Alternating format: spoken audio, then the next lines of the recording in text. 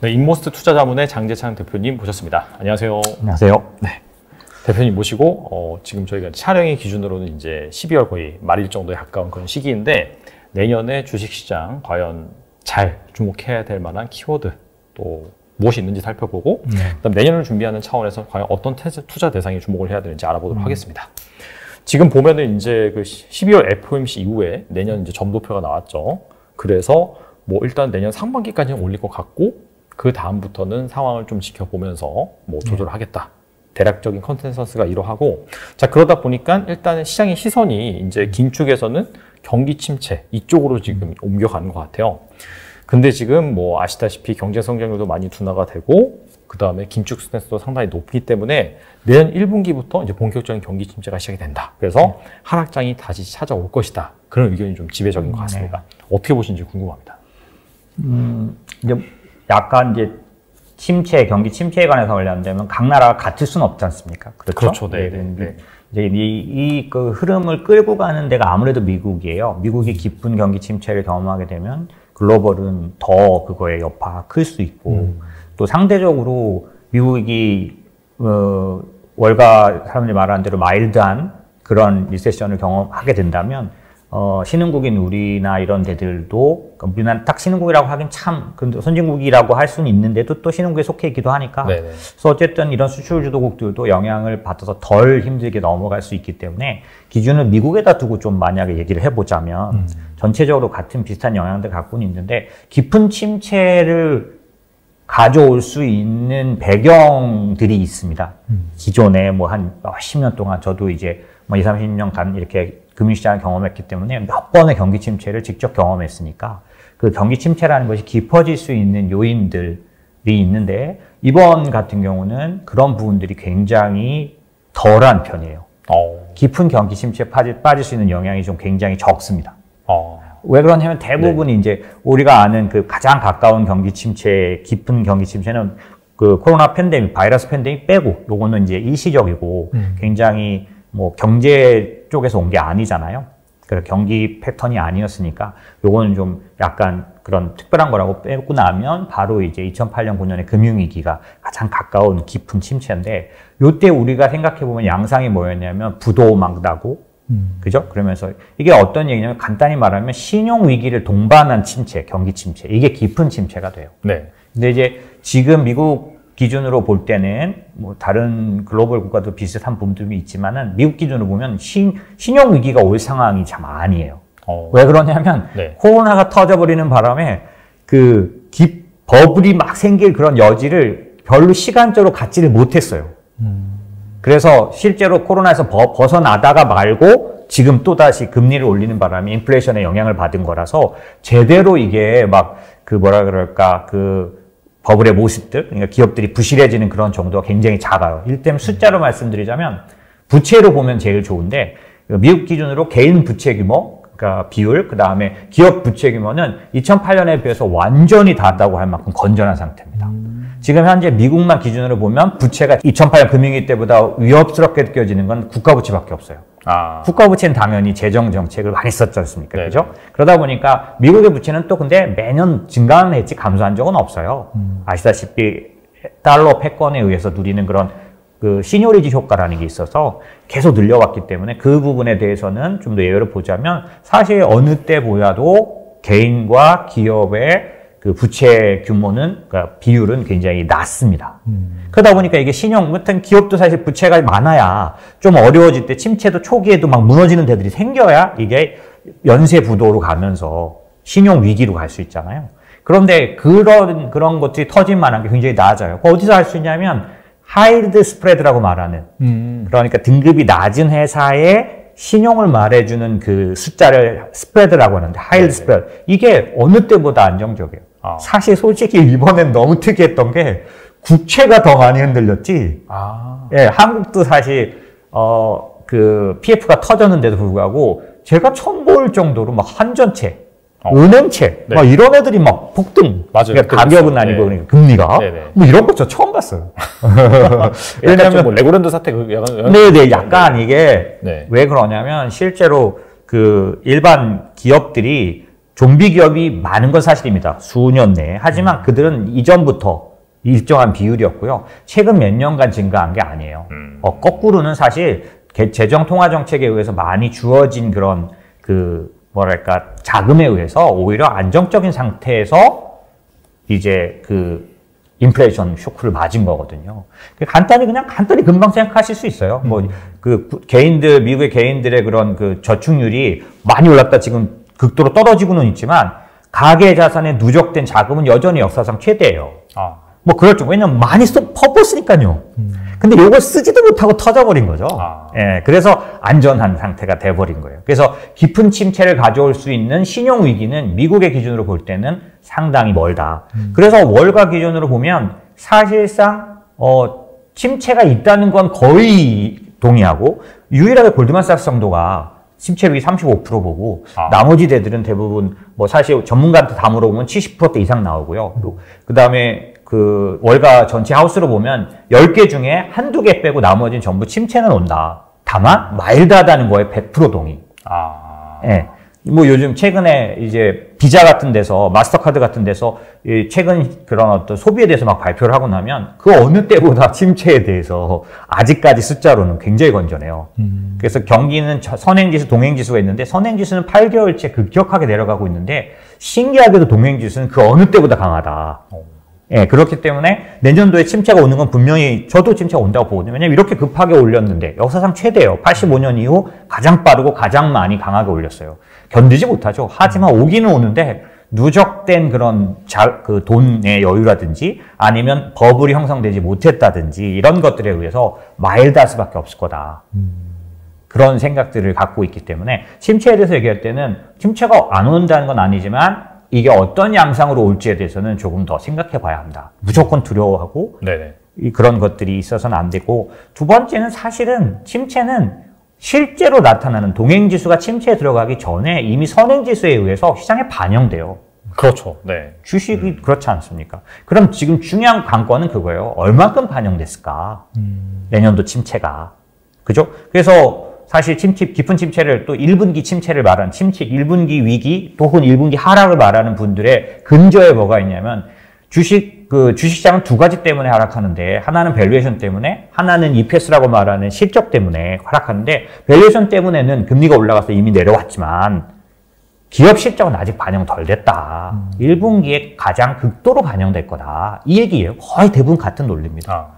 그러니까 우리가 생각해 볼 건 누구의 말이든 전문가는 다 맞는 건 아니잖아요. 저도 마찬가지 제가 맞았으면 훨씬 더 좋은 위치가 됐을 텐데 작년도 월가 마지막 12월 말의 예측에 비하면 40%가 틀렸더라고. 2008년 이후 최대의 예측 실패예요. 매년 틀리긴 하는데 그 정도가 정말 심각했어요. 최대였다. 예. 그럴 정도로 저도 뭐라고 말할 수는 없는데 그런 면에서 볼 때 그렇다고 무조건 틀리진 않죠. 전문가들에게 타당한 의견들이 있습니다. 그러니까 내년도 침체나 내년도 1분기 하락에 대해서 아니야 라고 할 건 아니지만 왜 그럴까? 혹은 그럴 수 있는 부분이 뭔가를 생각해 본다면 그런 면에서는 이 대부분의 사람들이 말하는 실적이 정말 그만큼 1분기에 집중적으로 안 좋은 걸로 나올 거냐. 최근 2분기, 3분기는 다 생각보단 좋았습니다. 그죠?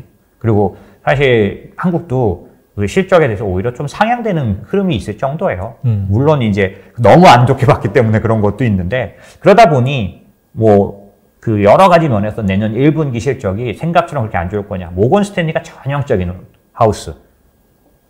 윌슨이라는 사람이 유명한 사람인데 그 사람이 내년도 1분기가 지금까지 계속 못 반영한 실적 하락을 최대 반영할 거다. 그래서 월가에서 가장 폭을 깊게 보는 사람 지금부터 20%. 예, 거의 적고요. 최악의 경우고요. 깊은 침체일 때. 대부분의 하우스들이 말하는 얕은 침체일 경우 지금부터 10%. 예, 그 정도는 1분기에 조정할 수 있다. 왜? 기업 실적에 우려가 있으니까.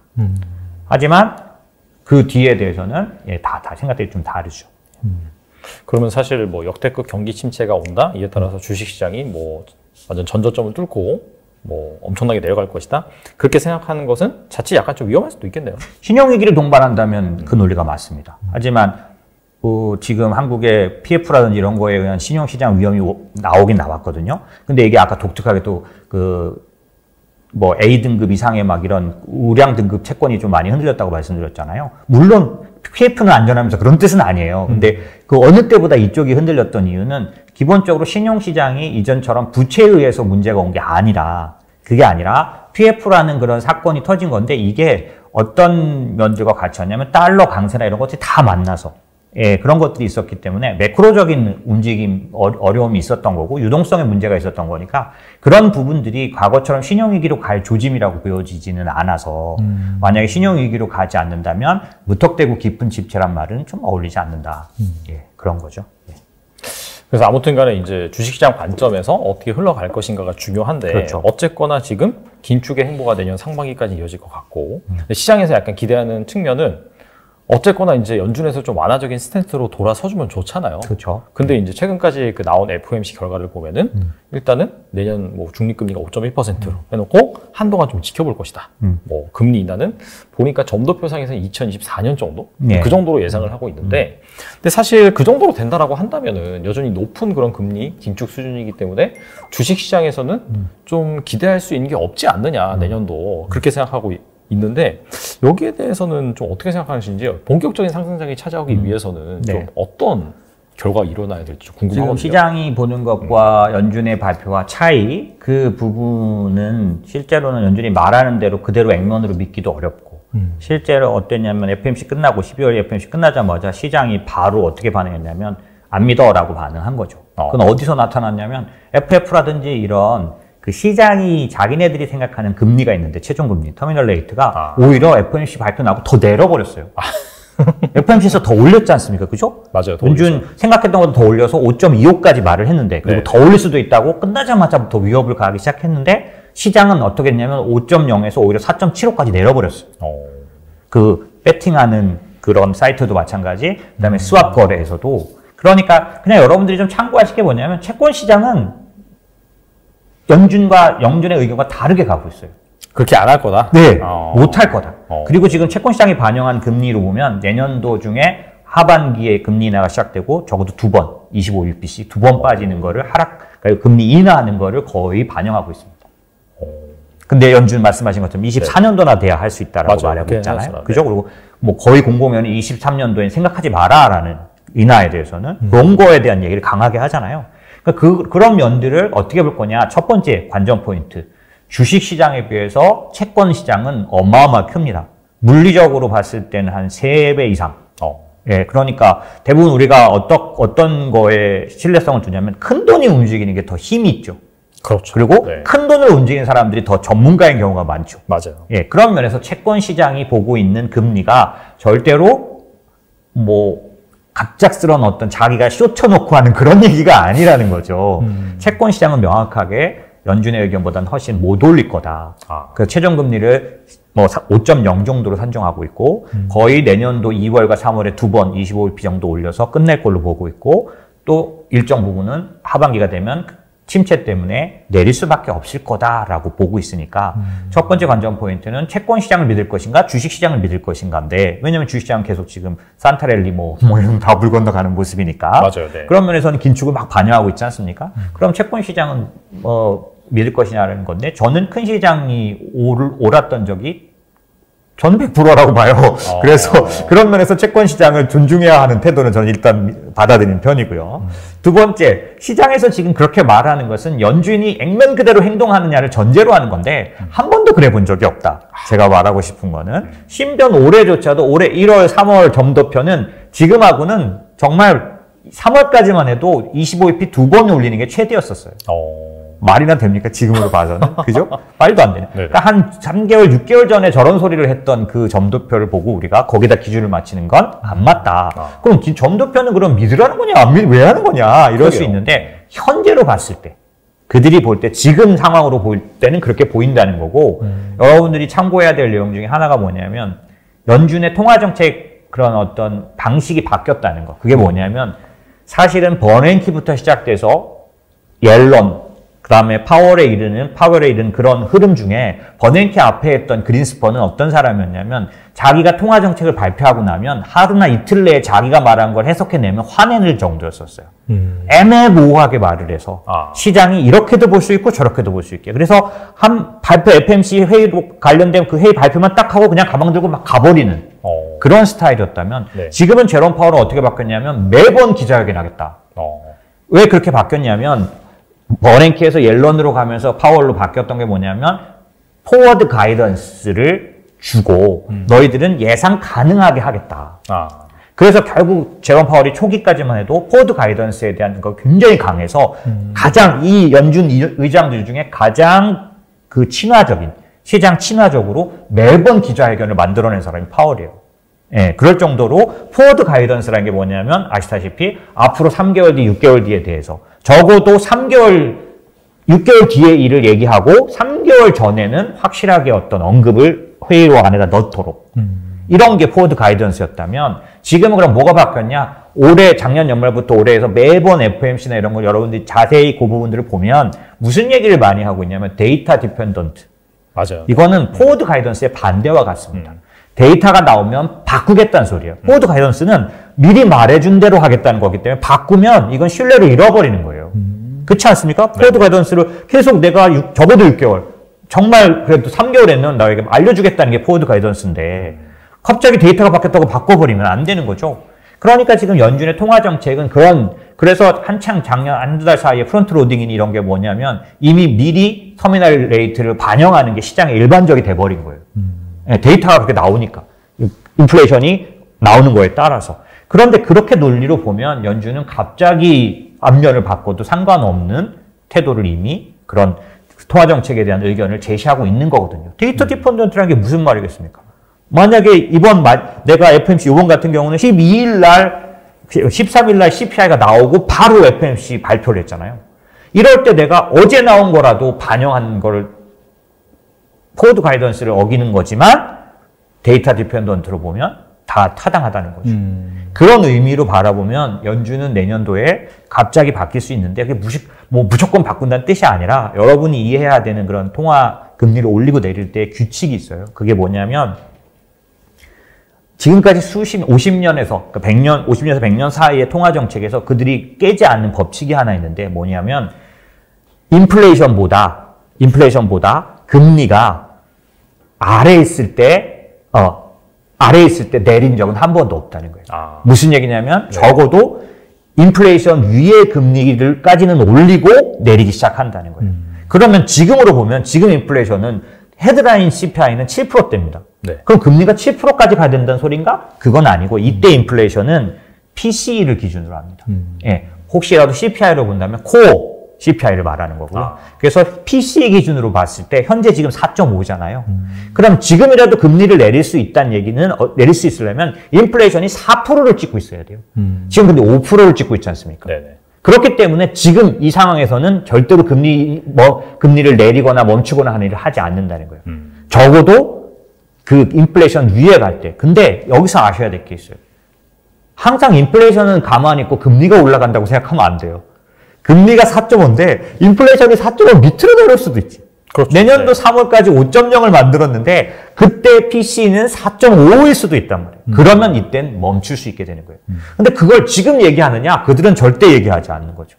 그러나 3월이든 이때 인플레이션이 급격하게 내려온다든지 어떤 의미 있는 하락을 할 경우는 언제든지 금리를 멈출 수 있는 조건은 된 겁니다. 그럼 이 조건이 뭘 말하냐? 이게 실질금리 개념이에요. 그러니까 명목금리라는 건 일반 금리인데 여기서 인플레이션을 빼야 금리 아니냐 실제. 네. 그런 면에서 말했을 때 금리와 인플레이션의 그 숫자가 당연히 금리가 인플레이션 위에 있어야 한다라는 거고요. 이 밑에서 했을 경우 매번 인플레이션의 역습을 받았다라는 거죠. 유일하게 그 볼코 고무렵에 있었던 거고, 그러니까 아서번지라는 사람이 그걸 했던 거예요. 금리가 인플레이션보다 아래 있는데도 위기가 오니까 내려버렸어요. 그랬더니 또 다시 올라왔다 이거죠. 제롬 파월은 계속 그 얘기를 하는 겁니다. 나는 그렇게는 하지 않겠다. 그러니까 여러분이 생각할 때는 그러면 얼마든지 올리겠다는 뜻인가? 아니요. 이게 내려올 수도 있잖아요. 인플레이션이 그 밑에 가 있을 경우는 그러니까 내년도 3월이라도 인플레이션이 조정이 되고 금리는 또 마저 올리게 된다면 멈출 수 있는 상황은 오게 되는 거죠. 이게 제가 희망회로다 이렇게 볼 게 아니라 이건 통화정책을 쓰는 규칙과 같은 거예요. 그렇기 때문에 지금만 봐서는 연준은 계속 강경하게 더 올릴 것처럼 보이지만 그런 뜻은 아니다라는 거죠. 그렇다면은 시장에서 특히나 채권 시장에서 바라보는 뷰 자체가 점도표대로 못 갈 것이고 그만큼 못 올리고 그 다음에 내년 하반기 정도 된다면은 내릴 수도 있다. 네. 그렇게 이제 보는 거잖아요. 그 가정이 방금 말씀하신 약간 마일드한 침체 네. 그런 상황에서 맞습니다. 이제 채권 시장은 그렇게 이제 스마트하게 반응을 하는 거고 그렇다면은 그렇게 연준이 제시한 로드맵보다 시장에서 바라보는 대로 금리가 정말 내년 하반기 정도에 내려가는 그런 흐름이 나온다라고 한다면 네. 그럼 그때 정도면 진짜 진정한 상승장이 찾아올 거라고 보시는지 궁금하거든요. 네, 우선은 지금 올해 2022년의 하락장이 약세장이 과거의 약세장과는 좀 성격이 다르다는 걸 이해하셔야 돼요. 그게 뭐냐면 과거의 약세장들은 대부분 경기 변동에 의한 약세장이었다면 네. 이번 그 2022년의 하락장은 전형적인 인플레이션 약세장입니다.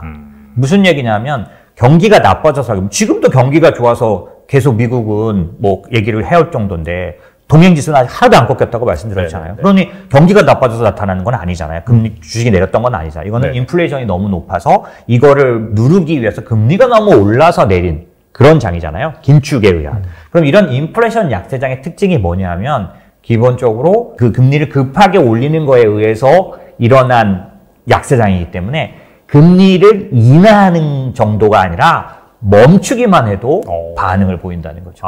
그러니까 아까 제가 말씀드린 것처럼 갑자기 연준이 금리를 이제 더 이상 안 올릴 거야. 이건 시장에 안 먹혀요. 하지만 아까 말한 충분한 통화 정책에서도 전환할 수 있는 조건이 된 상태에서 연준이 더 이상은 안 올릴 거로 보이게 된다면 그때는 시장 전반적으로 그 사실을 받아들이게 되죠. 지금은 그게 안 됐는데 자꾸 멈출 수도 있어. 계속 피벗 얘기하면 연준 입장에서는 안 되는 거죠. 왜냐면 지금 1년 내내 한 짓이 헛거겨야 되잖아요.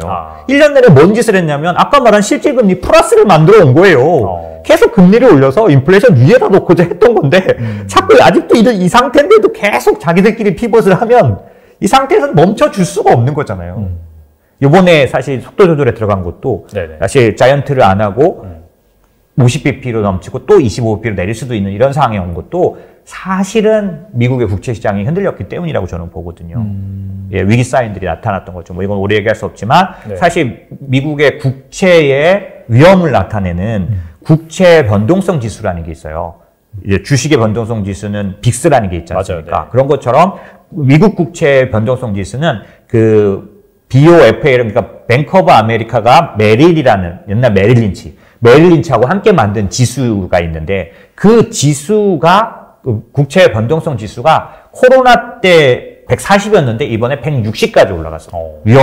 국채 위험이 엄청나게 증가했었던 거죠. 고립장 얘기 같지만 옐런이 재무부를 동원해서 국채 바이백을 해야 되겠다. 뭐 이런 말이 나왔던 이유가 국채 시장이 흔들리고 있었기 때문이고 이때 만약에 연준이 50bp로 속도 조절을 하고 이런 어떤 이 스톱을 걸지 않았으면 사실 국채 시장은 엄청 어떻게 어려워져요? 영국 국채 시장처럼.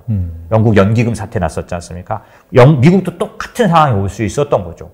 이제 그런 측면에서 보면 기본적으로는 이 상황에서 그냥 피벗을 개인들이 외쳐가지고 할 수 있는 상황은 아니었고 내년도는 하지만 그런 것들이 충분히 조성된다. 아까 말씀드린 기본적으로 금리 인상을 더 이상 하지 않을 거라는 거에 대한 컨센서스가 충분히 받아들여질 만큼의 상황도 온다. 아까 말씀드린 인플레이션보다 금리가 위에 있는 이 상황도 온다는 거. 현재는 아니었지 않습니까? 그러니까 그런 부분이 온다면 그거는 시장 전반에 영향을 주는 말 그대로 피벗이 시장을 움직이는 시장이 될 거고 그때쯤 되면 제가 생각하기엔 본격적인 전환이 일어날 거다. 전환이라는 건 사실은 시장의 바닥은 처음부터 대놓고 나타나지 않죠.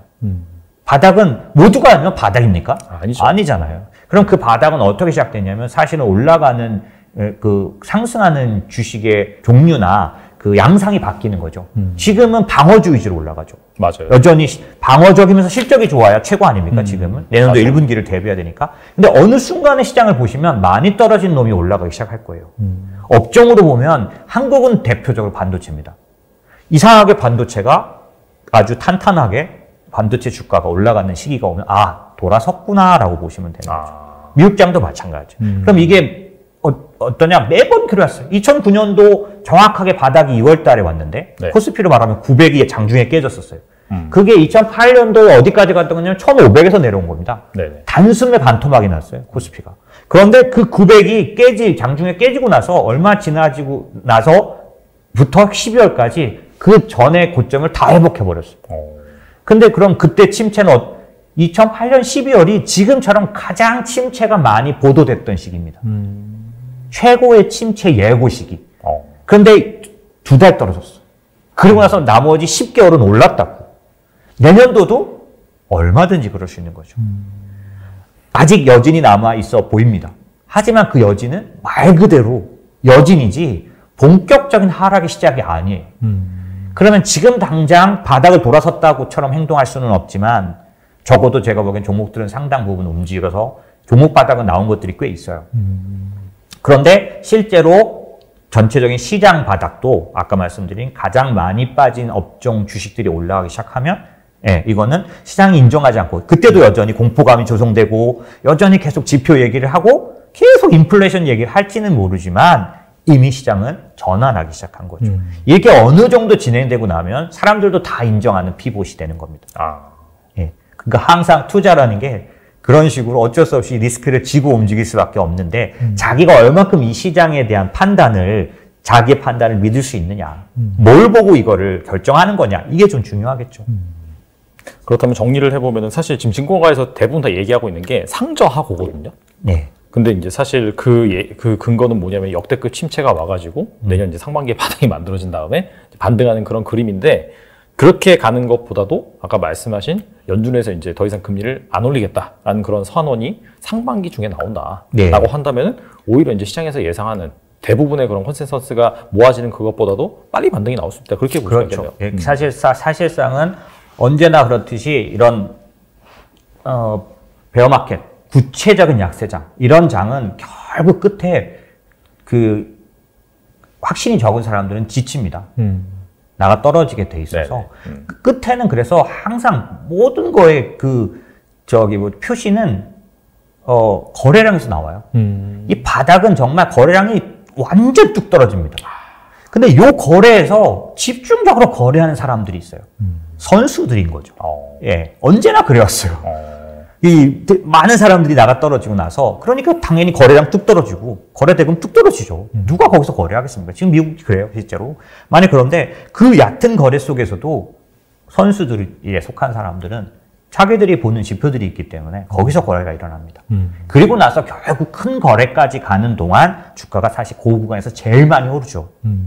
맞아요. 순식간에. 그렇죠. 그 다음에 오르는 것은 사실은 또 오르긴 오르지만 연달아 이어서 오르지만 앞에 오른 것보다 훨씬 더 약합니다.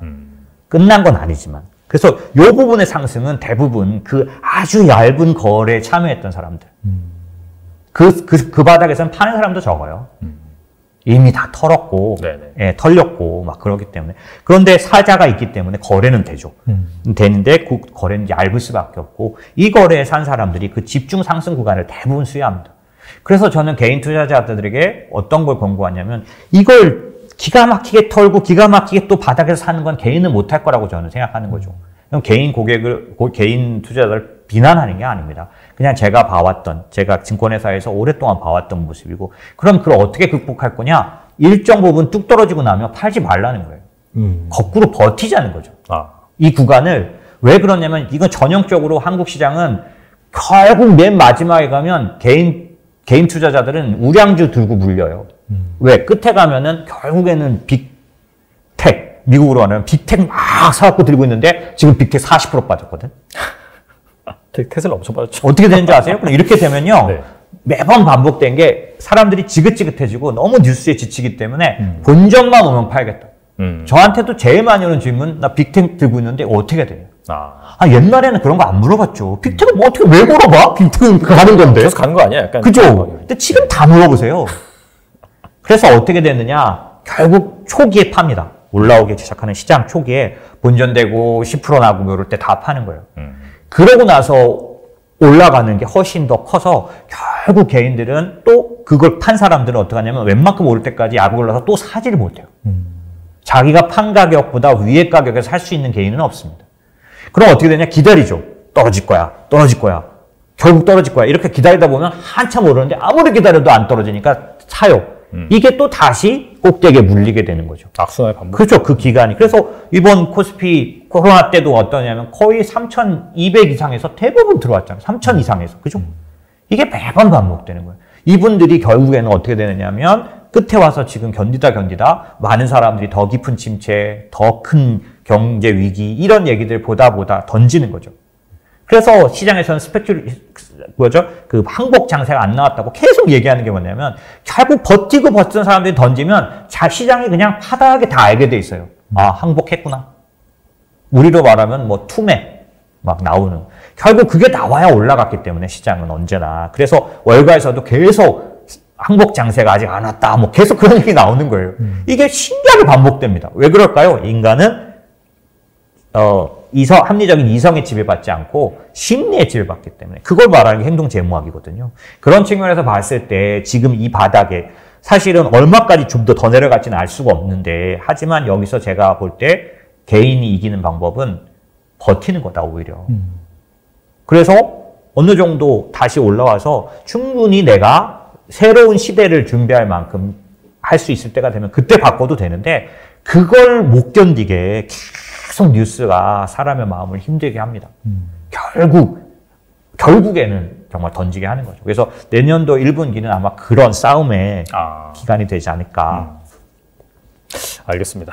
아무튼 간에 약간 대중의 시선이 너무나 몰린 곳이라면 약간 주의할 필요가 있고 그것처럼 안 갈 수 있다는 가능성을 여러분들이 염두를 해두시면서 투자하실 필요가 있고 그런 관점에서 대표님께서 좀 다양한 시각을 제시를 해주셨는데 잘 한번 여러분들이 곰곰이 생각해 봤으면 좋겠고 자, 그런 관점에서 그렇다면은 내년이 왔을 때 좀 본격적으로 좀 성장할 만한 그런 섹터라든지 분야는 어디 있는지 알아보는 차원에서 최근에 이제 여기 뭐 여러 가지 매크로 환경 관점에서 나온 얘기가 40년 만에 탈세기화, 블록화 얘기가 나오잖아요. 그러면서 자연스럽게 이제 리쇼링 트렌드가 가는 것이고 그렇게 된다면은 예전에는 저렴한 국가, 뭐 중국이라든지 그런 데서 여러 가지 물품을 생산을 했다라면은 리쇼링 관점에서 뭐 미국, 유럽, 선진국이라든지 그쪽으로 지금 생산 공장이 들어서다 보니까 필연적으로 인건비가 발생을 할 것이고요.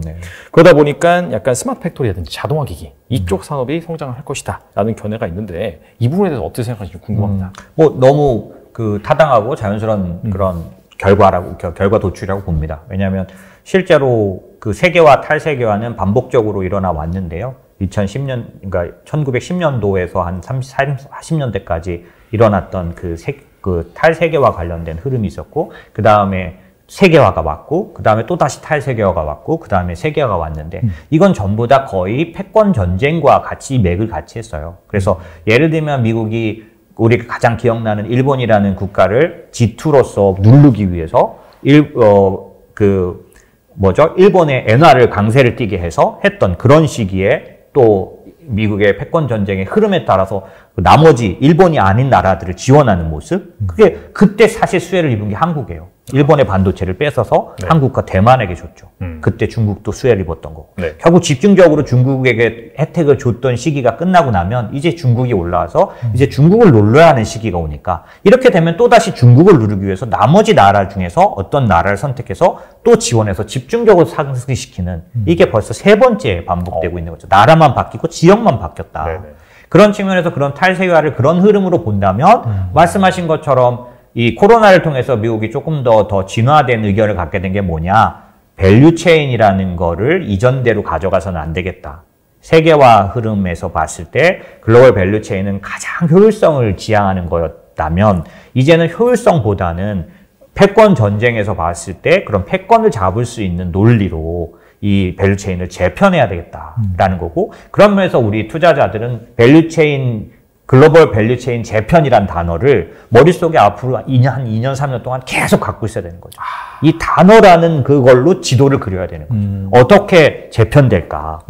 이게 재편이니까 뭔가 하여튼 다 바뀔 거 아니에요. 그죠? 그렇죠. 그런 면에서 여기서 부각되는 기회를 찾는 것이 가장 지금 뭐 내년도 1분기냐 2분기냐 뭐 이렇게 다룰 때 통화정책이니 뭐 이런 걸 다루지만 그런 어떤 침체나 이런 거를 같이 맞춰서 움직일 수 없는 다급한 상황이 국가예요. 왜냐하면 미국과 중국이 지금 패권 전쟁을 하는데 야 경기가 지금 안 좋잖아. 침체가 안 좋으니까 지금은 좀 참았다가 경기가 좋아지면 할게. 이럴 수가 있나요? 그러는 동안 모든 반도체든 뭐든 이런 거 다 뺏길 텐데 지금 이 상황이라도 중국은 이 제로 코로나 때문에 이 난장판이 돼 있는 상황이 돼도 중국은 계속 패권 전쟁을 해야 하는 거죠. 예. 그런 상황이 된다면 내년도에 침체가 깊어지냐 안 깊어지냐조차도 이 밸류체인 재편은 막을 수 없는 흐름이 될 거고 그럼 침체가 깊어지는 거에 의해서 내가 예상보다 사실 투자가 효과가 안 좋을 수도 있는 반면에 이 기업, 그 국가가 움직이는 그 밸류체인 재편에다가 만약에 내가 투자할 경우는 훨씬 더 뭐랄까요? 확률이 높고 안정성이 높은 투자가 되겠죠. 그러니까 같은 우리가 투자를 내년도는 투자해야겠어. 내년도는 주식을 사는 애야. 라고 생각했다면 살 때 굳이 지금 구체적으로 내가 생각한 확률이 틀릴 수도 있는 거를 선택할 필요가 있느냐. 틀릴 수 없는 확률에다 투자하는 게 좋은데 틀릴 수 없는 확률이 뭐냐? 지금 말씀하신 밸류체인 재편이라는 거죠. 그럼 말씀하신 그 밸류체인 재편이 반드시 일어난다면 그 밸류체인 재편에서 따라오는 현상은 말씀하신 새로운, 그러니까 미국 내에다 새로운 공장들이 다 만들어진다고 보여지는 건데 이럴 때 과연 반드시 따라오는 현상들이 뭐냐라고 했을 때 말씀하신 인건비에 대한 문제, 그걸로 인해서 인건비를 해결하려는 당장 이 흐름은 테슬라를 보면 가장 빨리 알 수 있어요. 기가팩토리, 지금 새로 상하이에 있는 거 말고 새로 미국 내에다 지금 만들고 있는 것들을 보면 얼마 전에 테슬라 본 얘기도 그래서 나온 건데 기본적으로 보면은 쿠카에서 만든 로봇들이 계속 지금 들어가고 있는 거죠, 거기에. 근데 그런 것들을 보면 훨씬 이런 시장의 흐름을 정말 빨리 읽고 있는 쪽이 일론 머스크인 거죠. 이런 상황이 올 거에 대해서 먼저 생각하기 때문에 언제나 프리미엄을 받았던 거거든요. 물론 요즘 개인적인 문제 때문에 그 평가는 떨어져 있지만은 네. 제가 보기에는 그런 로봇의 흐름은 그 테슬라가 굉장히 분명하게 말해주고 있다라는 거고 결국 그 내용들을 보면 지금 말씀드린 대로 그런 흐름은 내년도에 침체가 크든 작든 일어날 일이고 이거에 대해서 투자하기 위해서는 밸류체인 재편될 때 새롭게 형성되는 그런 그 산업들이 뭐냐, 새롭게 부각되는 산업들이 뭐냐라는 측면이고 그렇게 생각했을 때 말씀하신 사람을 대체할 수 있는 그런 쪽으로 가장 먼저 떠오르는 것은 로봇일 것이니까 지금 현재 로봇에 대한 어떤 그런 관심, 시장의 관심이나 또는 그런 어떤 그 뭐랄까요, 그런 학습이나 이런 거는 굉장히 타당하다라고 생각이 들고 그냥 꿋꿋하게 만약에 지금 제가 말한 그런 변화가 어떤 그런 예측에 의한 게 아니라 곧 나타날 수밖에 없는 거라면 차라리 그냥 시장과 동떨어지더라도 로봇을 연구하고 로봇을 공부해서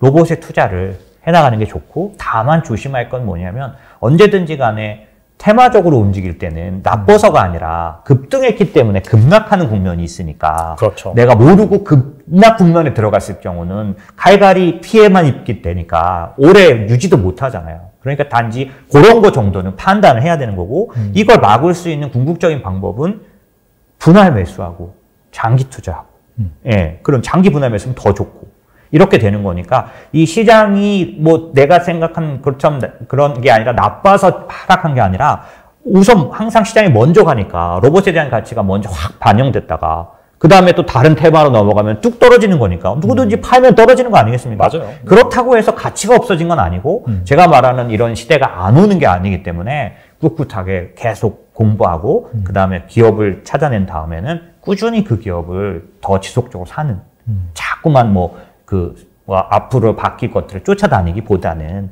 그래서 제가 생각하기에는 로봇에 관련돼서는 좀 어느 정도 충분히 신뢰도가 높다. 투자로 봤을 때. 그리고 어떤 실질적인 흐름도 있느냐? 구체적인 흐름도 상당히 많이 나타나고 있다. 이렇게 말할 수 있죠. 근데 로봇이라는 게 이제 사실 우리나라 업체를 본다라고 한다면은 좀 작은 기업들이 많고 그렇죠. 뭐 대기업들이 이제 그렇죠. 또 하나의 사업으로 운영을 하고 있지만 아직 규모가 큰 건 아니고 네. 그리고 글로벌 이제 시장을 봤을 때 일본 쪽에서 확실히 좀 로봇에 네. 대한 기술이 높은 편이고 뭐 유럽도 있고 미국도 있고 하잖아요. 그래서 사실 이런 뭐 초기 성장 산업 같은 경우에는 개별 기업을 잘 픽하는 것보다는 네. 이런 것들을 잘 모아놓은 ETF 관점에서 접근하는 게 좋을 것 같긴 한데 네. 혹시 그렇다면 뭐 약간 글로벌 좀 사이즈가 큰 ETF라든지 네. 그런 것도 좀 있을까요? 사실은 로봇에 관련된 그 ETF는 좀 예를 들면 미국 시장에 상장된 것만 보면 미국 시장의 로봇 ETF를 보면 4가지 정도 있는데요. 이번에 최근에 하나 더 생겨 5가지긴 한데 4개가 이제 주된 사이즈로 보면 이 중에 3개 정도가 네. 투자할 수 있습니다. 이제 ETF 시장은 어떤 어려움이 있냐면 유동성 공급 관련해서 너무 작은 거래 그다음에 전체 ETF 사이즈가 너무 적을 때는 어떤 피해를 볼 수 있냐면 초반에 이제 유동성 공급을 못 받는 한 30분 정도에 굉장히 말도 안 되는 가격에 거래될 수 있어요.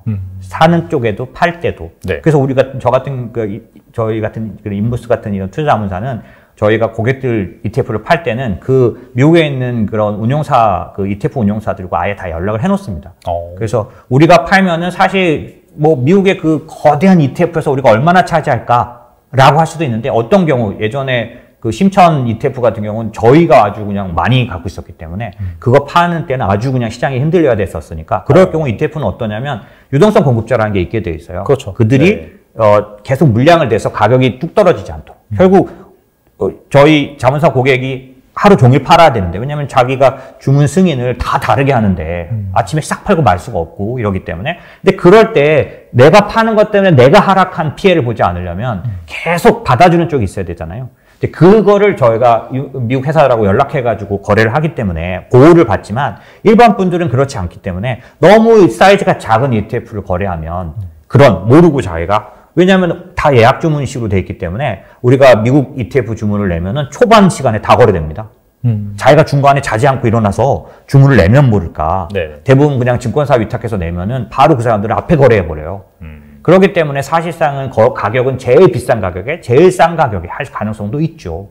왜냐하면 미국 브로커가 굉장히 많습니다. 지금은 이제 한국증권사가 해외 ETF나 해외 주식에 대해서 관심이 높기 때문에 브로커를 쓰지 않는데 불과 1년 전만 해도 브로커들 거래였기 때문에 황당한 가격에 거래되는 일들이 많았어요. 미국 주식인 경우, ETF도 마찬가지. 근데 지금 그런 면에서 보면 한 4개의 로봇 ETF 중에서 사이즈가 좀 충분히 되는 한 3개 정도가 좋겠고 지금 말씀하신 그런 ETF들을 약간 특성으로 보자면 ROBO라는 그런 티커를 가진 ETF는 네. 똑같이 로봇주를 투자하는 ETF지만 대부분 80%가 미국의 기업들로 이루어져 있고요. BOTG라는 이 티커를 가진 로봇 ETF는 일본 기업이 50% 이상입니다. 그러니까 사실은 그럼 일본 기업이 들어가 있는 그 로봇 회사 그 ETF를 굳이 할 필요가 있어? 미국 회사만 해야 되는 거 아니야? 라고 할 수 있는데 지금 전체 그 시장에서 보면 미국의 규모가 로봇 시장에서도 굉장히 높아졌어요. 50%대까지 가 있긴 해요. 왜냐하면 이것도 사실 히스토리가 있습니다. 이전에 로봇 강국은 제조 강국이었어요. 그렇죠. 네. 당연히 제조업을 하는 데가 로봇이 필요했잖아요. 근데 지금 미국의 리쇼어링이나 이 밸류체인 재편이 이미 본격화됐다는 거 우리가 어떻게 할 수 있냐? 미국이 그런 부분들에서 급격하게 따라 올라오고 있어요. 로봇에 대한 수입이라든지 거래라든지 뭐 이런 것들이.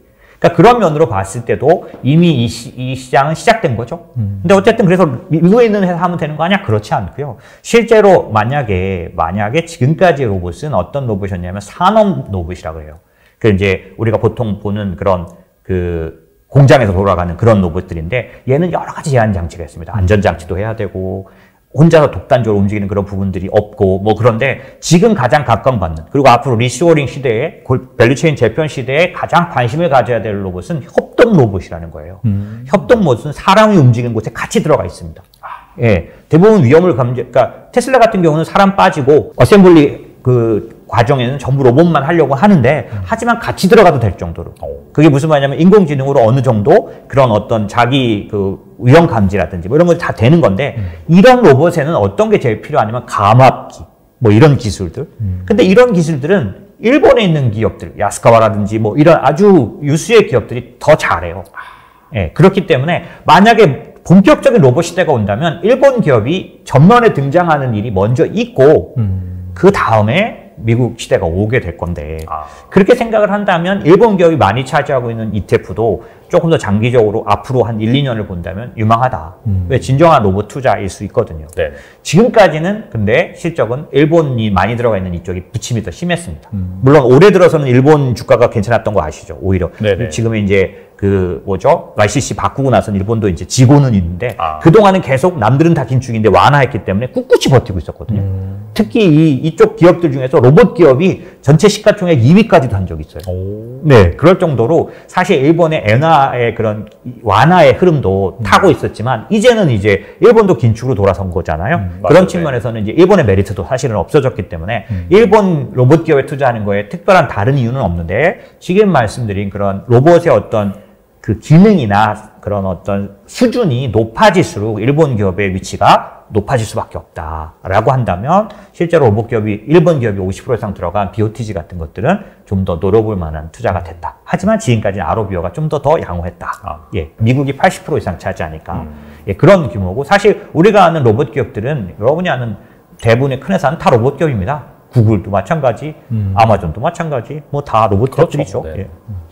정리를 하면은 이게 탈세계화 관점에서 앞으로 한 3년간 이 리쇼어링 탈세계화라는 트렌드를 명확히 가지고 있고 그 과정에서 수혜를 볼 만한 섹터가 확실히 로봇 쪽, 그다음에 뭐 협동 로봇이라든지 산업용 로봇이라든지 그쪽인데 이쪽은 확실히 투자 아이디어가 틀릴 가능성이 매우 낮으니까 이쪽을 잘 주목을 하시면서 그리고 방금 여러 그런 경쟁력이 있는 일본 쪽이라든지 미국 쪽 들어있는 그런 로봇 ETF 말씀하셨기 때문에 잘 지켜보시면 좋을 것 같다는 생각이 들고요.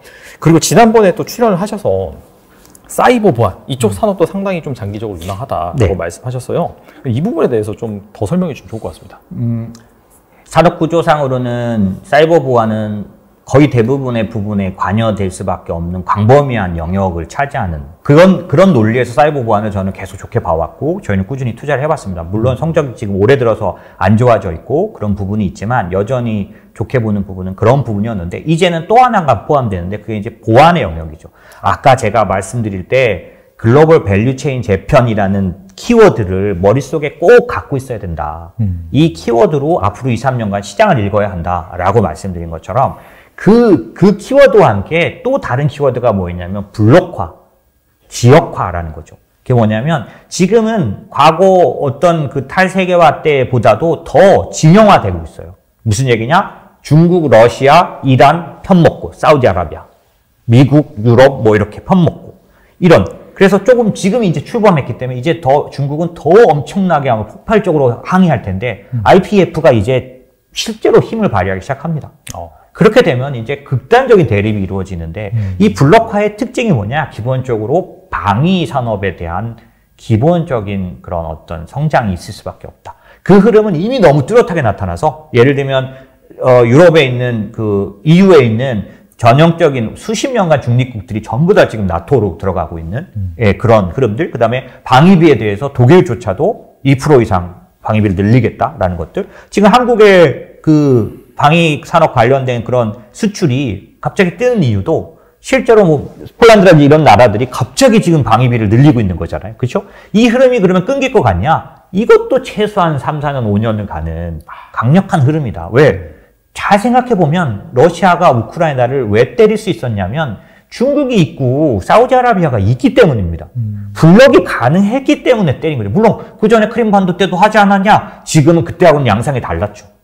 예, 아주 다른 태도로. 예, 그리고 이게 점점점 본격화될 수밖에 없는 건 보니까 저렇게 해? 라는 거죠. 그런 것들 때문에 기본적으로 방위비는 아마 생각보다 훨씬 더 올라가야 하는데 이 방위산업이라는 게 굉장히 독특한 특성을 갖고 있어서 이 방위산업에 관련된 무기 수출 1위부터 10위 글로벌에서 1위부터 10위 하면 1, 2, 3위는 한 번도 변한 적이 없어 10년간. 근데 수입국은 매년 변해.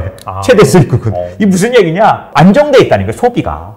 무기는 만드는 쪽은 10년 동안 내내 강국이 정해져 있었고 사주는 쪽은 매번 바뀌었지만 엄청나게 소화가 되더라는 거고. 이게 방위산업, 그러니까 미국의 방위산업만 딱 보면 엄청나게 내수산업이에요. 70%, 80%가 그냥 소화됩니다. 굉장히 안정적인 방어적 그 업종이에요. 참 잘 모르지만. 근데 이게 지금 아까 말씀드린 블록화와 같이 움직이기 때문에 기본적으로 충분히 노려볼 만한 데인데 이 방위 산업에 관련된 어떤 이런 것들 중에 사이버 보안도 왜? 제일 먼저 사이버 공격을 먼저 하니까. 예, 그런 면이 있어서 사이버 보안을 봐야 한다. 두 번째, 인공지능이 이제 본궤도로 올라옵니다. 올해 이제 지금 몇 가지 큰 이슈들이 발표됐어요. 인공지능 관련해서. 이게 이제 사실 전기차 산업과 굉장히 맞물려 가죠. 예, 그런 면에서 올해는 그 어느 때보다 인공지능이 실용화될 겁니다. 예, 물론 약간 전 부분은 아니고요. 지금 이제 몇 가지 상당 부분 나오고 있는데 그 부분들이 실용화된다고 했을 때 이 인공지능과 관련돼서 가장 취약한 게 또 사이버 보안인 거죠. 인공지능이 산업을 지배하는 한 양이 많아지면 많아질수록 치명적인 공격은 사이버 공격이에요. 그렇지 않겠습니까? 그렇겠네요. 그렇죠? 예, 그런 면에서는 지금 현재는 인공지능이 본격적인 궤도에 올라오는 이 시기부터 사이버 보안은 더욱더 그거 관련돼서 올라온다라는 거고. 근데 왜 그렇게 성적이 안 좋냐, 요즘 주가는. 이렇게 본다면 실제로는 어떤 거냐면 이거는 금리의 영향을 가장 제일 많이 받고 있는 시절이죠. 지금 모든 주식이 그렇습니다. 사실 기술주란 이름으로, 성장주란 이름으로 이미 하락률이 50% 이상인 데들이 뭐 많은 거죠. 사이버 보안도 다 당연히 기술주에 속하기 때문에 적자 기업들, 이런 쪽들은 크게 빠져 있는 거죠. 같은 사이버 보안이지만 흑자 기업이 있습니다. 만약에 하실 수 있다면 그 기업만 선택하신다면 훨씬 더 안전하게. 그리고 지금 주가도 사실은 좀 차별적으로 좀 움직여요. 그래서 사이버 보안 ETF를 하시는 것은 어디서 하는 게 좋느냐? 제가 생각할 때는 연금이라든지 이런 좀 더 장기적인. 왜냐하면 이 흐름은 작은 흐름이 아니죠. 앞으로 만약에 전기차가 뭐 자율주행 5단, 4단계, 5단계로 돌아다니는데 사이버 보안이 취약하면 끝이죠. 그렇지 않겠습니까? 그런 측면에서 사이버 보안은 앞으로 계속해서 커질 거고, 그 다음에 이 사이버 보안은 클라우드 컴퓨팅 산업과 같이 맞물려 있어요. 그렇기 때문에 클라우드 컴퓨팅이 성장하는 한은 같이 성장하는 그런 구조죠. 그래서 대부분 지금 사이버 보안 회사 중에서 굉장히 잘 나가는 데들은 다 클라우딩 관련된 사이버 보안입니다. 뭐 이런 부분들을 같이 봤을 때 좀 더 장기적으로 투자할 수 있는데요. 그렇게 투자할 때는 ETF로 현재로는 투자하는 것도 굉장히 좋은 투자 방법이고요. 만약에 본인이 어떤 투자에 대한 그런 것들이 충분히 되시는 분이라면 아까 말씀 사이버 보안 업체 중에서도 기본적으로 실적이 계속해서 적자 상태가 아니라 상당히 좋은 기업이 한 세네 개 정도 들어가 있는데 이런 데들을 택하시면 앞으로 지금부터 사더라도 1분기에 그런 실적에 의한 그런 다툼 안에서도 상당 부분 방어적일 수 있는 거죠. 예. 그럼 혹시 그 사이버 보안 관련해서 뭐 ETF 괜찮은 거 있나요? 네. 뭐, 사이버 보안 관련해서는, 뭐, CIBR이라든지 뭐 이런 쪽들이, 이거 사이버 보안은 한 3, 4개 되는데요. 네. 이거는 제가 연금에서도 말씀드렸잖아요. 연금에서 할 수 있는 것도 많이 나와 있어요. 네, 그렇기 때문에 제가 생각하기에는 ETF는 금방 찾으실 수 있을 것 같고요. 거꾸로 지금은 이거를 장기적으로 투자하는 데 있어서 흔들릴 수 있다. 왜? 지금도 여전히, 좋다고 말한 지가 언제 듣는데, 왜 아직도 저렇게 못 올라오고 있느냐. 뭐 이렇게 생각을 하실 수 있는데, 그렇기 때문에 사실 올라갈 때 굉장히 블록체인, 가상자산 같은 경우에 지금 다 없어져 가잖아요. 그렇죠. 하지만 그 분야가 살아있을 거라는 건 누구도 의심하지 않아요. 점점 기관들은 더 그거에 대해서 투자를 최근에 그 BIS라는 국제결제은행에서 준비금 2%를 블록체인이라든지 이런 가상자산으로 할 수 있게 해줬거든요. 이런 것들은 굉장히 공격적인 흐름이잖아요. 이런 흐름인데 플레이어는 다 죽고 있잖아요. 그럼 무슨 효과가 올까요? 살아남은 플레이어가 승자 독식하게 되겠죠. 그러니까 만약에 ETF 투자를 하는 사람들이라면 종목 투자는 승자 독식에 속한 종목이면 좋은데 안 그랬으면 끝 아닙니까? 제로가 되죠. 그죠. ETF는 그런 면에서 펀드하고 달라요. 펀드는 소위 말하면 모찌가 그냥 죽어버립니다. 까져버린 거. 원금이 네. 줄어들어 버리잖아요. ETF는 그 주식을 들고 있기 때문에 이 주식 값은 한이 빠르게 떨어졌을 수 있지만 승자 독식 때 또 많이 올라가서 실제로는 보상이 나올 수 있는 구조가 물론 모든 ETF가 그렇지는 않고 오해하실 수도 있는데 제가 말씀드린 것 때문에 ETF는 또 장점이 있는 거죠. 장기적으로 투자해도 주식으로 투자하는 것과 같은 효과는 그래서 나오는 거죠. 펀드는 네. 주식에다 투자하는데 주식에다 투자한 것과 다른 점이 뭐냐면 지금처럼 한 30, 40% 뚝 떨어지고 나면 원금 자체가 쫙 줄어들어 버리는 거죠. 이 상태에서 만약에 내가 1,000만 원 투자했는데 펀드 500만 원 됐으면 500만 원 더블해야 원금 돼요. 뭐 ETF도 똑같은 거 아니에요?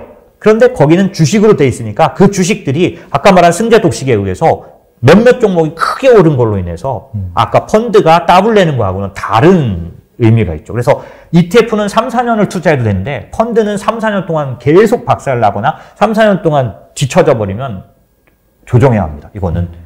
왜냐하면 다시는 못 돌아갈 상태가 돼버린 거죠. 맞아요. 네. 네, 그러니까 펀드와 ETF의 다른 점은 직접 주식을 투자하느냐 아니면 간접적으로 주식을 투자하느냐의 차이 때문이니까 ETF는 그런 면에서 지금 딴 얘기한 것 같지만 제가 말씀드리는 건 뭐냐면 승자 독식이 이루어질 수 있는 산업들이 있는데 그런 걸 바라보는 장기적인 투자자라면 ETF로 투자하는 것도 좋다. 사이버 보안도 ETF 투자는 그런 가능성이 있고 만약에 종목을 고를 수 있다면 내년도 1분기에 덜 시달리면서 예, 그렇게 할 수 있는 부분도 있다라는 거죠. 예.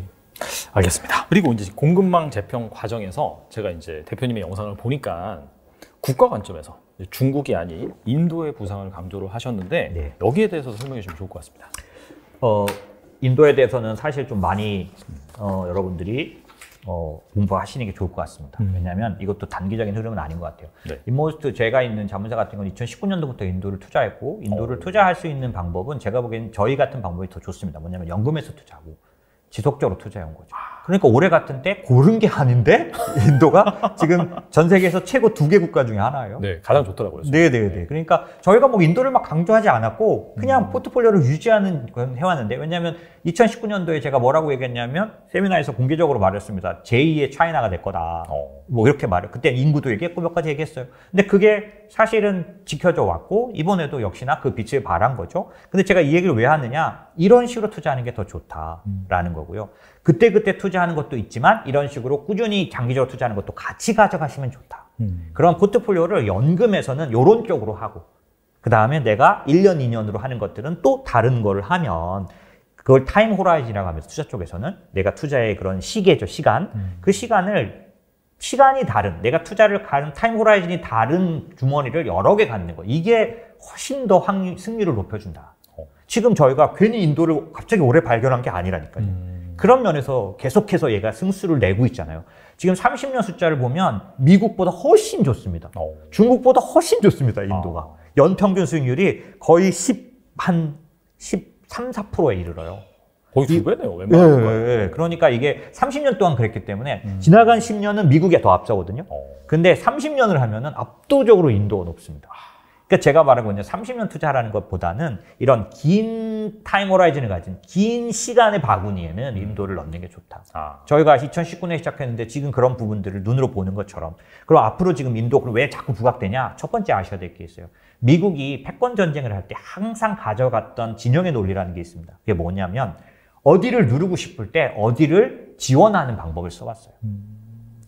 소련을 누르고 싶을 때 중국을 지원했습니다, 심지어는. 그리고 일본을 지원했던 때도 있어요. 일본에게 모든 시설을 집어넣어서. 아까 제가 80년대에 일본이 G2가 되니까, 저는 80년대 대학을 다니는 학번이니까 어떠냐면 80년대 중반에는 일본이 미국을 다 살 것처럼 쌍드 빈등 사고 막 예, 그랬는데 갑자기 이 잃어버린 30년이 된 거죠. 그게 아시잖아요. 저기 뭐죠? 엔화 관련된 흐름인데, 이렇게 G2가 패권 전쟁에 눌릴 때 그때 어떻게 하느냐? 아예 밸류체인을 싹 몰수해 버렸어요. 반도체를 아예 일본에서 다 뺏어 가지고 한국과 대만과 중국에게, 주로 한국과 대만이, 이거에 의해서 지금 한국이 있는 겁니다, 사실은. 삼성전자, 제가 말해 삼성전자 이것 때문에 됐다 이렇게는 할 수 없지만 그런 미국의 지원 하에 한국은 성장해 왔어요. 그럼 여기서 우리가 가진 비유는 뭐냐? 이번엔 그럼 누구를 누르기 위해서 누구를 살릴 것이냐, 이거죠. 이렇게 봤을 때 지금은 누구를 누를지는 그냥 분명합니다. 누굴까요? 중국이에요. 중국을 누르기 위해서 어디를 선택할 거냐 할 때 항상 어디를 누르기 위해서 어디를 살릴 때 그 어디는 얘와 붙어있는 곳의 것을 고릅니다. 왜냐하면 지역적으로 견제해야 하기 때문에. 이게 가까이 있으면서 기본적으로 방해하고 어렵게 하는 부분들, 피봇이라고 합니다. 그 어떤 대적의 중심선이죠. 그래서 기본적으로 중국을 견제하기 위해서 중국과 국경을 맞대고 있거나 중국과 무역적인 여러 가지 면에서 상극이 돼 있거나, 특별히 인도가 왜 점침을 당하냐면 인도는 중국하고 타협하지 않을 걸로 보이는 나라예요. 사이도 별로 안 좋잖아요. 네, 맞습니다. 국경에서 맨날 그게 굉장히 중요해요. 남중국해에서 완전히 트러블이기 때문에 미국이 믿을 수 있어서 IPEF에서 인도를 왜 계속 그렇게 굳이 하느냐면, 남중국 쪽에서 중국은 가장 취약성을 가집니다. 남중국해를 만약에 미국이 잡으면 중국을 완전히 가둬놓을 수 있어요. 그 남중국해를 빠져나오는 것이 중국에겐 제일 중요합니다. 그런데 그거를 충분히 해줄 수 있는 데가 어디예요? 인도. 그러니까 이번에 지정학적인 그런 걸로 봤을 때 과거의 논리대로 보면 진영의 논리상 인도는 낙점을 받은 것 같다. 미국의 행동을 봐도 다 할 수 있어요, 지금. 뭐 애플도 글로 가겠다 그러고 뭐 이런 거 다 나오지 않습니까? 근데 그런 것들로 봤을 때 인도는 지정학적인 낙점을 받을 수 있는 최적의 장소를 갖고 있고, 두 번째는 인도가 가진 독특한 특성. 저는 제일 먼저 뭘 뽑고 싶냐면 인구입니다. 사실은 제가 투자를 해온 오랜 동안에 제가 배운 건 인구 통계적인 흐름이 가장 강력하면서 긴 흐름을 가져온다. 긴 영향을 준다. 지나간 10년, 길게 보면 20년 동안 왜 저성장 저금리 저물가였느냐? 인구 통계적으로 베이비 부머라든지 은퇴 인구, 노령화된 인구가 너무나 비율적으로 많아졌기 때문에 저성장할 수밖에 없어요. 생산활동 인구가 적기 때문에 저성장할 수밖에 없어요. 그렇기 때문에 생산활동 인구가 적고 은퇴 인구가 많으면 어떻게 되느냐? 소비를 안 하기 때문에 저물가, 네, 저금리, 이게 다 같이 따라오는 거죠. 그렇죠. 네. 그랬다면 이 인구 통계적인 흐름이 과연 앞으로 바뀔 거냐? 바뀔 수가 없어요. 왜냐하면 지금 전 세계를 움직이고 있는 중국, 인구로 봤을 때 14억. 이 중국이 2015년도부터 피크를 쳤어요. 생산활동 인구가 이제 줄고 있습니다. 내년도에는 전체 인구 수조차 줄기 시작할 것 같아요. 반면에 인도는 내년이 되면 23년이 되면 중국을 따라서 1등이 될 것 같습니다. 전 세계에서. 그리고 인구적으로 봤을 때 경제활동 인구나 이런 게 중요한데 인구도 높지만 중요한 건 젊은 인구가 많아요. 제가 제2의 차이나를 말할 때 2019년도에 무슨 얘기했냐? 젊은 경제활동 인구가 풍부한 곳. 그걸 말했어요. 그게 좀 중요한 앞으로 장기적으로 가는 거. 두 번째는 그 젊은 인구가 어떤 쪽 인구냐? IT 쪽이 굉장히 강한. 그래서 상당히 많은 그 배경이 영어가 되고요. 기본적으로 여러 가지 보시면 미국의 글로벌 그 IT 업체의 CEO 인도 출신 엄청 많죠. 맞네요. 그건 어떻게 알 수가 없는 거예요. 흐름인 거죠. IT 강국입니다.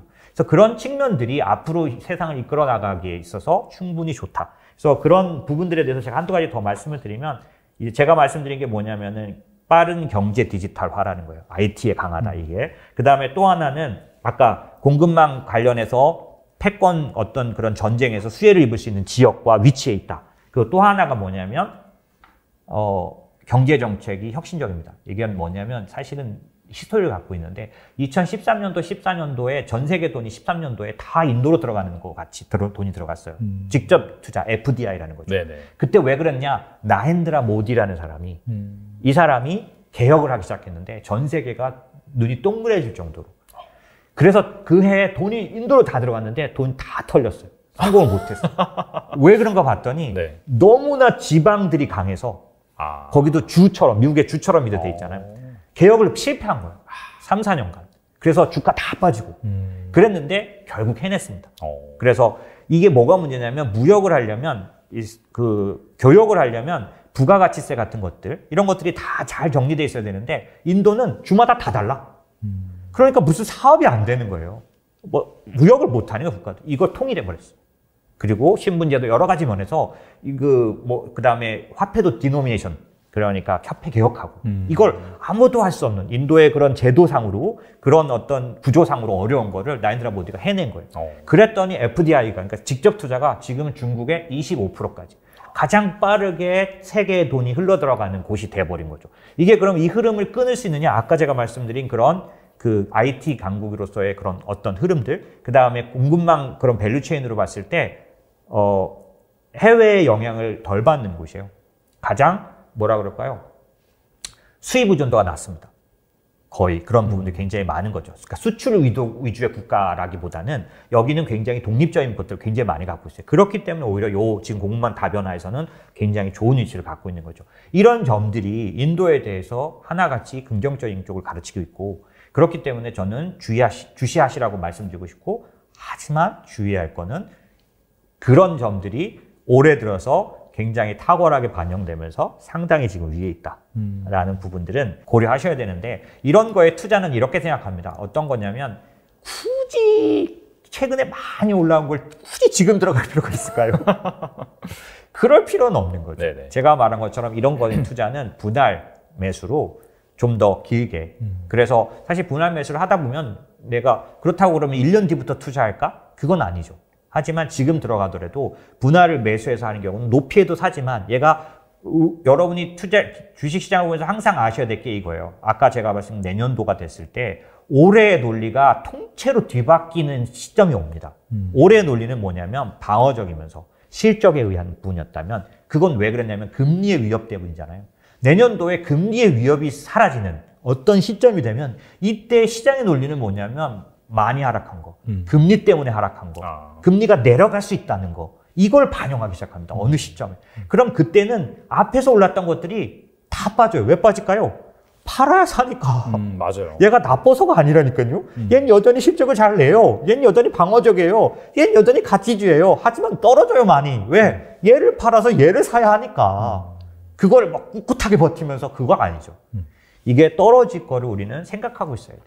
그러니까 인도가 상대적으로 메리트가 있어서 올랐다면 내년도 그런 어떤 시장의 질이 바뀌는 그 순간에는 많이 떨어질 수 있어요. 왜? 얘를 빼서 중국에다 넣을 수도 있잖아요. 상대적으로 중국이 더 나아지는데 그렇지 않습니까? 중국 계속 힘들었잖아요. 네네. 그럼 인도 팔아서 얘를 사는 거 안 하는 사람은 안 하지만 저 같은 사람은 합니다. 예. 그런 면에서는 네. 고객들한테 제가 권유하죠. 돈이 있으시면 이건 어느 정도 올라왔으니까 얘를 팔아서 이렇게 얘기하잖아요. 그렇죠? 그렇게 되면 그게 한꺼번에 모이면 어떻게 될까요? 많이 하락하죠. 그러면 어떻게 되느냐? 엄청 또 상처를 입는 거예요. 그러면 또 손실 보고 그거를 손절해가지고 또 올라간 걸 따라갔더니 또 걔가 또 떨어지고 계속 그렇게 되는 거지 않습니까? 그런 측면에서 지금 인도에 대해서 가치는 충분히 인정하시되 시점에 대해서는 제가 아까 말한 내년도 일정 시점이 되면 생각보다 그 가치와 상관없이 많이 폭락할 수 있다. 이거는 수급에 의한 하락이다. 이걸 예상하고 그 타이밍에 맞춰서 그거를 감안한 투자를 하셔야 한다. 그거를 개인이 뛰어넘을 수 있는 글은 장기 투자고 분할 매수인 거죠. 그죠? 그런 측면에서는 꼭 관심을 가지시고 장기적으로 투자해 놓으시기를 추천을 드리죠. 그렇다면 그러니까 인도에 투자하는 ETF는 뭐가 있을까요? 사실은 네. 인도가 부각돼서 아까 30년 동안 연평균 수익률이 좋았다. 그 다음에 저희는 19년도부터 투자했는데 괜찮았다라고 얘기를 하지만 실제적으로는 성장의 그런 어떤 양상이 중국이 G2로 부각되는 것처럼 그런 양상이 들어가 있는 거죠. 그러니까 경제 성장률이 높아서 지금 FDI가 몰리는 거거든요. 네네. 내년도에도 압도적으로 1등이에요. 글로벌. 기대 성장률이. 네네. 그럴 정도로 여기는 돈을 넣으면 그 대가가 어느 나라보다 확실합니다. 그러니까 FDI가 몰려 들어가는 거거든요. 이런 성장을 하는 곳의 투자 방법은 절대로 제가 숫자로 말씀드릴게요. 지나간 10년 동안 중국에 투자했으면요. 그 중국이 지나간 10년 동안 정말 엄청난 성장의 구간이었거든요. 그런데도 불구하고 10년 동안 43% 났어요. 수익률이요? 네. 그럼 1년에 몇 프로겠습니까? 4%대 났나요? 그렇죠. 예, 말도 안 되는, 이 같은 구간에서 볼 때 미국은 240%. 지금 이게 올해 떨어진 거 다 반영한 겁니다. 네네. 작년 말까지는 훨씬 더 차이 났고요. 그렇겠죠. 충분히 지금 미국이 막 20%씩, 나스닥 30%씩 떨어진 거 갖고 봐도 이만큼 차이가 나는데 중국은 43%대밖에 안 돼요. 10년. 왜 그럴까요? 사실 주식시장은 경제 성장률과 수익률이 같이 가지 않아요. 경제 성장이 높을 때 주가가 많이 오르냐? 사실 그렇지 않습니다. 왜냐하면 한국도 경제 성장률이 2자릿수일 때 코스피 지수가 별로였었어요. 한 자릿수로 내려오고 성장률이 낮아졌을 때 뭐 1,500, 2,000, 3,000 이렇게 간 거거든요. 그럼 미국은 다르냐? 마찬가지입니다. 미국도 80년대까지 경제 성장률 2자릿수일 때 주가는 만 이하에서 5,000 이렇게 움직였고요. 거꾸로 금리도 아주 낮고 경제 성장도 아주 한 자릿수로 떨어지고 지금 2% 보지 않습니까? 미국? 네네. 그렇게 떨어지고 나서 10,000, 20,000, 30,000 간 거예요. 다우로 보면. 그러니까 경제 성장률과 주가가 같이 안 가요. 뭐랑 가냐 봤더니 금리랑 갑니다. 경제 성장률이 낮아질 때 금리도 떨어지거든요. 그렇죠. 그러니까 네. 인도를 투자할 때는 경제 성장률이 높을 때 투자하는 방식으로 해야 되는 거죠. 그죠? 그렇게 생각을 하면 어떤 면에서 좋으냐, 어떤 투자가 좋냐면 소위 말하는 니프티 50 전략처럼 우량한 50개를 투자하는. 그래서 인도 니프티 지수에다 투자하는 ETF들은 국내에도 나와 있고요. 미국 ETF 굳이 하실 필요 없어요. 코세프 같은 데 있습니다. 니프티 50들이. 네네. 그런 것들을 투자하시면 좋고 나 ETF 말고 펀드 하겠다라고 하시면 인도의 제일 큰 회사 50개 위주로 투자하는 ETF가 있으니까 굳이 그럴 필요가 없는 거죠. 왜? 보장되어 있는 그 릴라이언스 같은 그런 회사들이 뭐 미국에 있는 인도 ETF 중에 그 릴라이언스를 10% 이상 갖고 있어서 각광받는 ETF가 있을 정도예요. 인도에 있어서 뭐 우리나라의 뭐 SK텔레콤, 뭐 카카오 뭐 이런 거 다 합쳐놓은 것 같은 가장 사이즈 크고 가장 대표적인 산업을 다 갖고 있는 그게 릴라이언스 그룹인데 이거를 미국의 어떤 ETF는 10% 이상 갖고 있다 그래가지고 인도 투자 대표적인 ETF로 평가받을 정도예요. 그럴 정도로 인도의 몇 개의 그런 주요한 기업들은 아주 탄탄하고 아주 안정성이 있거든요. 그럼 그런 기업들을 내가 골라서 하는 것보다는 그런 주요 기업만 투자하는 아까 니프티 같은 그런 인덱스를 투자하는 ETF를 한다면 보장이 되죠. 왜냐하면 그 인덱스를 계속 추구하면서 교체해가면서 그 인덱스를 집중적으로 투자해 줄 테니까. 그럼 이건 장기적으로 투자할 때 현재로서는 굉장히 안전한 방법이고요. 인도가 아까 말씀드린 어떤 그 금리가 낮아지고 성장 국면에서 다시 어떤 또 다른 성장의 국면으로 갈 때는 그때는 좀 ETF나 이런 투자를 바꿔야 되지만 지금은 인도의 주요 기업을 투자하는 ETF가 가장 훌륭하다라고 볼 수 있죠. 예. 알겠습니다. 지금까지 약간 다양한 투자 아이디어 그와 관련된 투자만 ETF 소개시켜 주셨는데 개인 연금 뭐 계좌 상담도 좀 해주시는 걸 알고 있어요. 그런 관점에서 한 30, 40대 직장인이 좀 노후를 위해서 월 100만 원씩 꾸준히 투자한다라고 한다면은 어떤 ETF를 좀 투자하면 좋을지. 사실은 네. 이제 30, 40대 분이 100만 원을 투자하기가 어렵다고 일단 봐요, 저는. 왜냐하면 그때 돈이 제일 이제 많이 들어가고 네네. 하니까 네. 할 수만 있다면 너무 좋은 투자일 것 같고요. 그게 특별히 노후에 대한 그런 준비로 인해서 들어가는 돈이기 때문에 쉽지 않을 거다. 왜냐하면 100만 원 이상 저축은 많이 하시지만 그게 자기의 노후를 위해서 쓰여지기란 쉽지 않고 나머지는 뭐 예를 들면 저는 이제 50대 중반이지만은 저는 우리의 이제 장가갈 돈도 마련해야 되고. 그죠? 뭐 전세라도 해줘야 된다면? 뭐 예를 들면 그런 거잖아요. 그런 여러 가지 자금이 필요하니 내 노후를 중요한데 거기에 넣기가 사실 그것보다 넣을 수는 없으니까. 그런 면에서 30, 40대 분들도 그런 건 좀 있을 것 같아요. 그래서 자기 노후를 위해서 100만 원을 넣기란 쉽지 않지만 만약에 그렇게 생각을 하고 생각한다면 내가 노후를 위해서 투자를 하는 그 주머니니까 이거는 아까 말씀드린 타임 호라이즌이라는 게 중요한 거죠. 5년 뒤에 빚을 보려는 게 아니다라는 거고 적어도 30, 40대면은 한 최소한 20년 이상 여기를 통해서 하려고 하는 거니까 얘를 운영하는 논리는 그래서 어때야 되냐면 사실 말도 안 되는 얘기 같지만 조금 넣더라도 복리가 나올 수 있는 이게 기간으로 승부해야 되잖아요. 그렇죠. 예, 그런 측면에서는 복리를 해치는 두 가지를 아시는 게 필요하다. 지금 뭐 종목을 말해달라는데 왜 저런 소리를 하냐라고 하실 수도 있어요. 하지만 제가 볼 때는 기본적으로는 더 중요한 원칙들이 좀 필요하다 저는 생각이 들어요. 많은 분들과 얘기를 하고 저희 자문사에서 물론 관리자들이 그 상담하시는 분들이 다 있으시지만은 제가 보니까 제가 느끼기에는 어떤 그런 느낌들이 있는데 지금 말씀드린 것처럼 그런 측면에서 이 복리를 해치는 그런 어떤 요인들 중에 하나가 뭐냐면 너무 낮은 수익률은 복리가 안 나옵니다. 그러니까 정기예금, 지금은 예금이 높아졌잖아요. 네. 작년까지만 해도 2%가 안 나오지 않았습니까? 맞아요. 1, 2%대로 아무리 오래 해도 복리 커브가 안 나와요. 복리라는 건 그런 거 아닙니까? 5년 동안 올라간 거를 1년 만에 올라가는 커브가 나오는 거잖아요. 물론 5년이 아니라 10년, 15년이 가장 그러니까 사실 복리 커브 중에 가장 드라마틱한 곡선은 15년에서 나와요. 15년 이상 묵혀야 복리가 확 나오는 거죠. 근데 이 복리 커브가 언제 가장 훌륭하게 나오냐면 금리가 1, 2%에서는 누워있기 때문에 복리가 잘 안 나옵니다. 최소한 8%대. 예. 가장 효율적인 구사는 수학자들이 계산한 건 15%입니다. 15%면 정말 드라마틱한 복리 곡선이 나와요. 근데 거기까지 내기가 쉽지 않지 않습니까? 그러면 제가 볼 때는 8%와 15%의 중간 정도 기대 수익률을 갖고 제가 보기에는 한 9%, 10% 정도 내가 노후 계좌를 본다면 그 정도를 낼 수 있어야 하고 두 번째 복리를 깨는 두 번째 가장 철저한 요인 중에 하나가 뭐냐면 변동성이에요. 올해 40% 내고 내년에 마이너스 20% 내고 이렇게 올랐다 내렸다를 반복하면요. 40년이 지났는데 원금이 깨지더라고요. 복리가 안 나오는 건 둘째치고 올랐다 내렸다 하면은 깨져요. 그러니까 20년 투자했다고 다 좋은 결과가 나오지 않아요.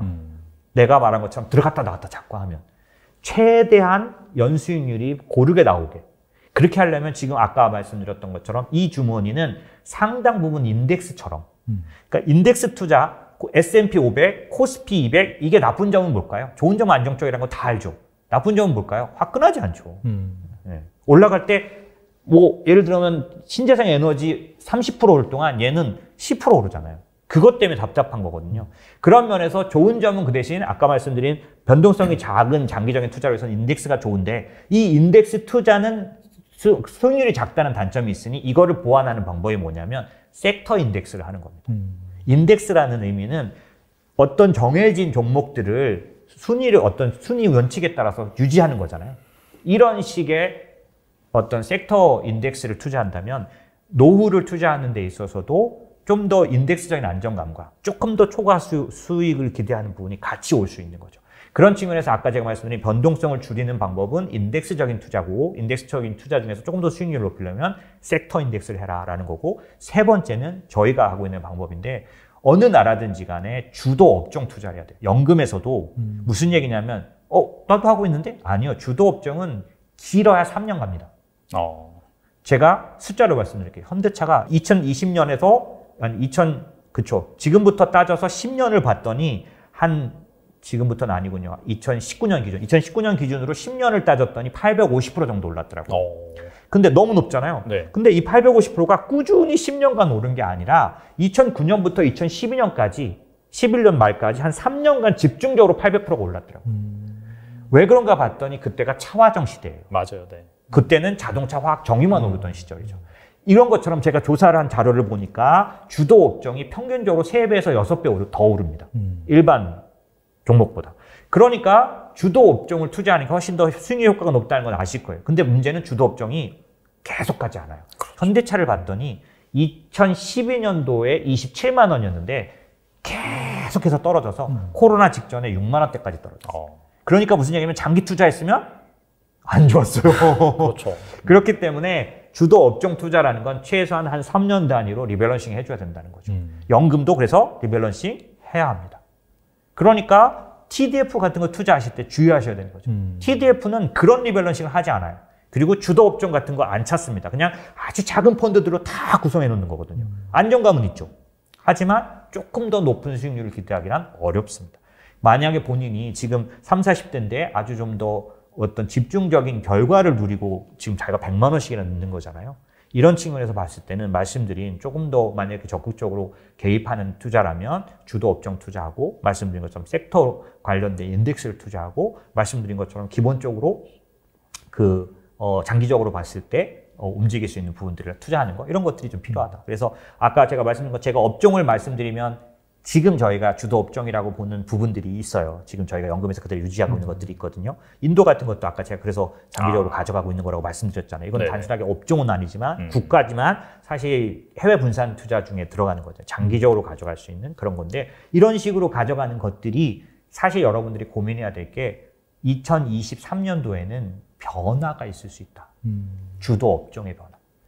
예, 이거 뭐 기술주냐 가치주냐 이런 흐름이 아니라 이 시장을 주도하는 업종의 변화가 있을 수 있다. 왜냐하면 당분간 2, 3년간 최소한 2, 3년간 과거에 보지 못했던 조금은 높은 금리 시대가 올 것 같아요. 과거의 전형적인 저금리, 저성장, 저물가 시대보다는 조금은 금리가 그리고 금리 인하를 할 거로 저는 보는데 왜냐하면 연준의 여러 가지 부분들을 봤을 때 그들이 보는 건 굳이 뭐 그 경기 침체 이것만 보는 게 아니고요. 국가 부채도 봐야 하고요. 그 다음에 아까 말씀드린 그런 유동성도 봐야 하기 때문에 만약에 인플레이션만 아까 말한 대로 아래에 조절된다면 금리는 얼마든지 내릴 겁니다.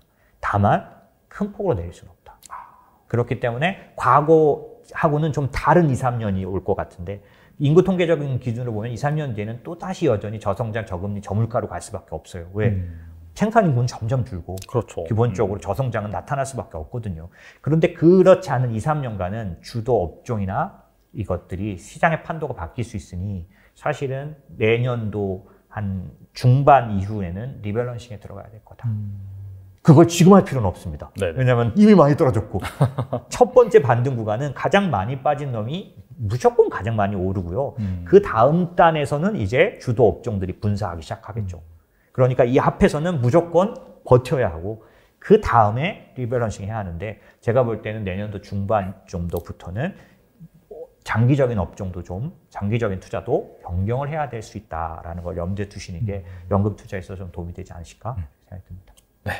사실 지금 뭐 바닥인지 아니면 바닥이 오지 않았는지 아니면 지난지는 알 수는 없죠. 하지만 여러 가지 이러한 현상들을 봤을 때 그리고 대표님이 말씀하신 그런 부분을 봤을 때 확실히 근접해 있는 상황인 것 같긴 해요. 그리고 이런 상황이 지나간다면은 또 언제 그랬냐는 듯이 반등이 올 수 있고 그렇죠. 그렇다면은 아까 말씀하신 것처럼 본격적으로 주도주 교체가 발생을 할 텐데 오늘 소개해드린 그런 아이디어 잘 보시고 추가적으로 궁금하신 부분이 있다라고 한다면은 대표님 채널도 한번 방문을 해주시고 상담도 한번 받아보시면 좋을 것 같습니다. 네. 지금까지 장재찬 대표님 나와주셔서 감사합니다. 네, 감사합니다. 저한테는 굉장히 많은 분들이 찾아오는데요. 이제 막 사회생활 시작하신 그런 분들도 찾아오고 또 상당한 자산을 일구신 그런 분들도 찾아옵니다. 그리고 무주택이신 분들도 주택 구입 타이밍이나 주택 구입 시점을 논의하기 위해서 찾아오시기도 하고 주택이 이제 수십 채 이상이신 분들도 어떤 식으로 그런 운영 전략을 짤지에 대해서 고민하러 많이 찾아오셔서 사실 저는 정말 굉장히 넓은 커버리지의 그런 고객들을 갖고 있다고 말할 수가 있을 것 같아요. 현재 우리나라 아파트 시장에는 시점 전략이랑 가격 전략 중에서 시점 전략에만 함몰이 되어 있어요. 그래서 아마도 이 강의를 뺀 다른 강의를 계속 들어도 계속해서 시점 전략에 함몰이 될 거기 때문에 반쪽짜리 전략을 가지고 대응을 해야 되고요. 시점만 볼 수 있다면 가격에 대한 평가 기준이 없다 보니까 자연스럽게 그냥 올라가는 거 따라 사고 내려가는 거 밀어서 팔고 하게 되면서 손실이 증폭되거든요. 아파트는 소득의 10배에서 12배 정도 되는 굉장히 고가 자산인데 이런 실수 2번만 하면은 자기 자산이 완전히 녹아버리게 됩니다.